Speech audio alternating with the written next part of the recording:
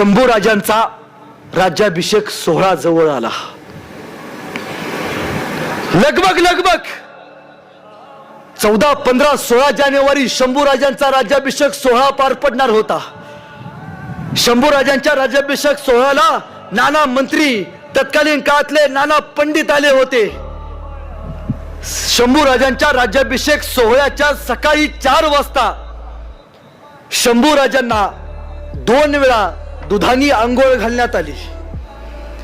शंभूराजांवरती मध, सोने, नाणे, मसाले यांचा अभिषेक घालण्यात आला.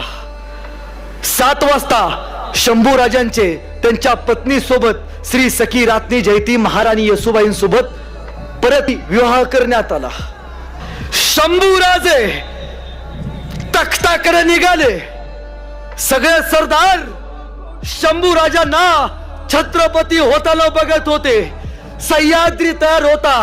रायगडावरती एका राजाचा राज्याभिषेक सोहळा पार पडणार होता. राजे आले. राजांच्या डोक्यावरती फुलं टाकण्यात आली. शंभूराजे मंचकापाशी आले. 32 मन सोनेरी सिंहासनावर शंभूराजांनी लवून मुजरा केला. हातात राजदंड धरला. 2 पायांनी शंभूराजे पुढे झाले आणि 32 मनाच्या सोनेरी सिंहासनावरती शिवरायांनंतर शंभूराजे स्थानापन्न झाले. माग पंडित उभा राहिले आणि गर्जना झाली, छत्रपती संभाजी महाराज की. आणि शंभूराजे छत्रपती म्हणून गादीवरती बसले आणि इतिहास पुटपुटू लागला.